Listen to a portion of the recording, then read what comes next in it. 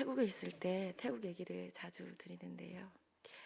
잠언서를 읽는 시간을 가졌습니다. 특별히 중고등학생들, 그리고 대학생들이, 젊은 청년들이 주를 이루었기 때문에 잠언서는 지혜서라고 말씀하시죠. 그래서 저희가 했던 일이 있었습니다. 그것은 잠언서는 1장부터 31장까지 있죠. 한 달은 31일입니다. 하루에 한 장씩 읽자.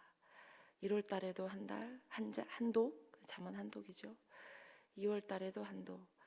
그러니까 1년이 지나면 잠언만 12독을 하게 되는 것입니다.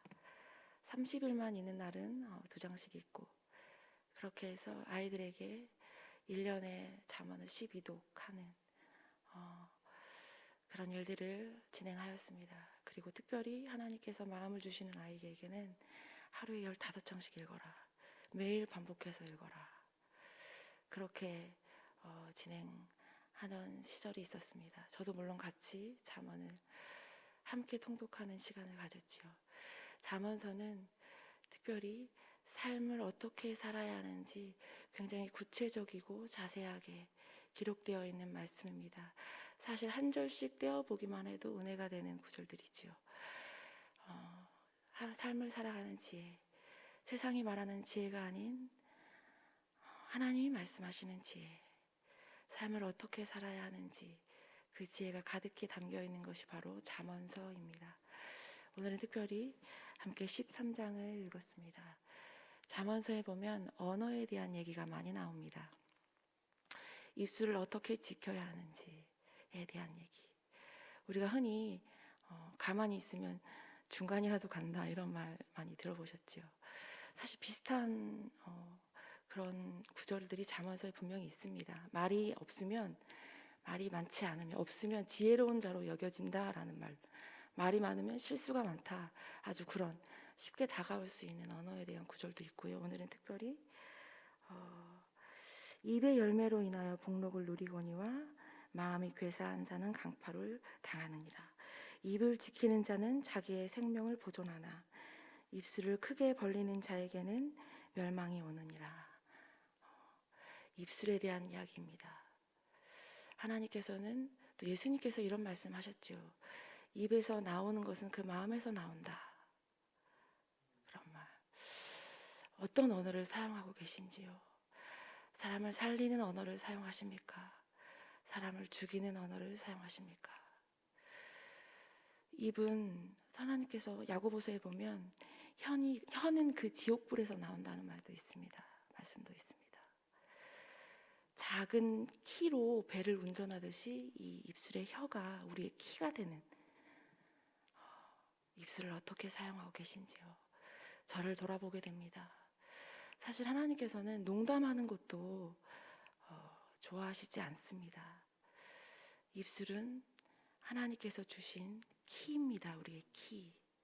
입술을 어디에 사용하십니까? 살리는 것에 사용하십니까? 죽이는 것에 사용하십니까? 말이 많은 자에게는 실수가 많다라고 하셨습니다. 입술을, 우리의 언어를 하나님께서 원하시는 곳에 사용하시는 저와 여러분이 되셨으면 좋겠습니다. 특별히 목회자는 입술을 통하여서 말씀이 나가지요. 그 같은 입술에서 쓴 것과 단 것이 나갈 수 없다는 말씀도 있지요. 그 말씀이 오늘 저에게 하시는 말씀이라고 여겨집니다. 하나님의 말씀을 전하는 입술에서 혹시 쓴 것이 나가고 있지는 않는지, 사람을 죽이는 언어가 나오고 있지는 않는지, 분명히 그러고 있는 것 같아요. 저 자신을 봤을 때 이 시간 돌이키기를 원합니다. 여러분도 오늘 집에 돌아가셔서 아이들에게, 자녀들에게 혹은 부모님에게 어떤 언어를 사용하시겠습니까? 입술은, 그 언어는 그 사람을 죽일 수도 있고 살릴 수도 있는 우리의 키입니다. 하나님께서 주신 저와 여러분이 모두가 생명의 언어를 사용하시는 분이 되셨으면 좋겠습니다. 이 말씀은 저에게 하나님께서 주시는 것이라고 생각합니다. 그리고 또 한 가지 잠언은 교훈을 들으라고 얘기합니다. 훈계를 들으라고 얘기합니다.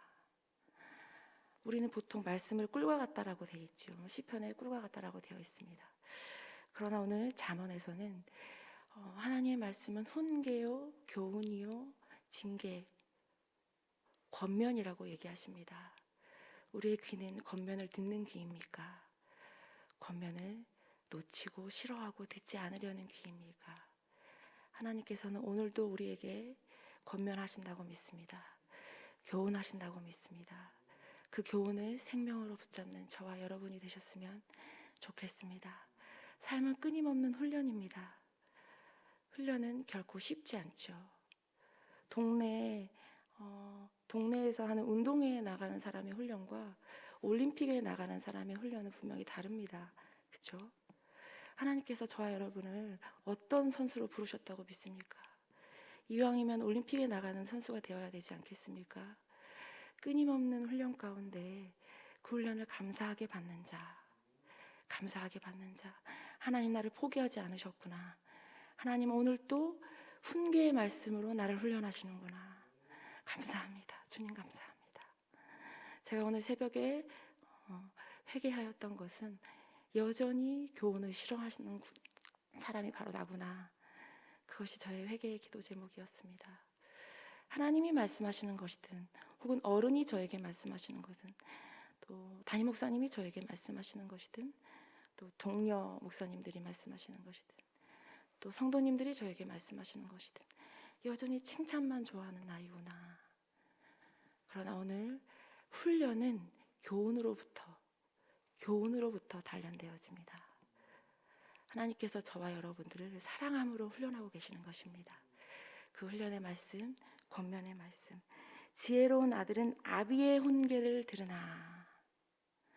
엉뚱한 사람이 저에게 와서 훈계하면 듣겠습니까? 아비가 하는 훈계니까 들어야 되는 것이죠. 하나님께서는 저와 여러분의 아버지십니다. 아버지이시기 때문에 저와 여러분을 훈계로 가르쳐 주시는 것이죠. 지혜로운 아들이 되시겠습니까? 어리석은 자가 되시겠습니까? 저와 여러분이 모두 지혜로운 아들이 되어서 하나님의 훈계의 말씀을 듣고 지켜내는 사람들이 되었으면 좋겠습니다. 오늘 또 한 가지 보아야 될 말씀이 있습니다. 바로 12절 말씀입니다. 12절, 13절 말씀을 저와 여러분이 함께 합독하시겠습니다.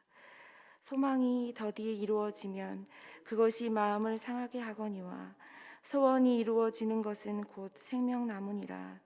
말씀을 멸시하는 자는 자기에게 패망을 이루고 계명을 두려워하는 자는 상을 받느니라. 아멘. 생명나무. 창세기에 생명나무가 나옵니다. 창세기에 보면 생명나무가 어디에 있다라고 되어 있죠? 동산 한가운데에 생명나무가 있다. 에덴 동산 한가운데. 그리고 잠언서에도 한 4번 정도 생명나무가 나오고요. 또 생명나무가 기록되어 있는 구절이 바로 계시록입니다. 여러분, 계시록이 참 어렵죠. 그렇지만 계시록은 하나님께서 우리에게 마지막으로 주신 말씀입니다. 마지막 때를 살아가는 우리에게 계시록은 정말로 중요한 말씀입니다. 계시록 마지막 장 22장에 보면 생명나무가 나옵니다. 계시록에 보면 생명나무가 어디에 있다라고 되어 있냐면 강 좌우, 주님의 보좌로부터 흘러나오는 강 좌우에 생명나무가 있다라고 되어 있습니다. 그곳에서 열매가 맺힌다라고 되어 있죠. 그리고 계시록 끝머리쯤에 가보면 우리가 하나님의 말씀, 준엄하신 말씀을 제하여 버리면 생명나무와 그 거룩한 성에서 제하여진다라고 되어 있습니다. 그리고 오늘 말씀은 뭐라고 되어 있습니까? 소원을 이루는 자에게는 그것이 곧 생명나무다라고 되어 있습니다. 생명나무는 천국입니다. 천국에 있는 나무입니다. 생명나무에서 제하여진다는 것은 곧 천국에 들어가지 못한다는 말씀이고, 소원이 이루어지는 것은 곧 생명나무니라 라고 되어 있는 것은 우리의 어떤 성공하고 잘되고 자식들이 잘되고 그런 소원을 말하는 것이 아닙니다. 오늘 말씀하는 소원은 바로 우리가 바라야 할 영원한 소원, 바로 천국에 대한 말씀입니다. 소원이 이루어지는 것은 곧 생명나무니라. 생명나무를 얻는 것, 그것이 우리의 곧 소원이 되어야 합니다. 저와 여러분의 소원이 되어야 합니다. 그것은 내가 천국에 들어가는 것. 하나님께서 태초 창세기부터 마지막 말씀 계시록 마지막에 나오는 그 생명나무가 있는 곳, 예수 그리스도 생명나무 하나님의 말씀 예수 그리스도, 그것을 얻는 자가 되어야 한다라고 하는 것입니다. 어떤 사람이 생명나무를 차지하는 사람이 될까요? 소원이 이루어지는 사람이 될까요? 그 말씀이 오늘 13절에 있다라고 여겨집니다. 말씀을 멸시하는 자는 자기에게 패망을 이루고, 말씀을 멸시하는 자는 다른 사람이 아닙니다. 내가 말씀을 멸시한다면 내가 패망을 이루는 것입니다.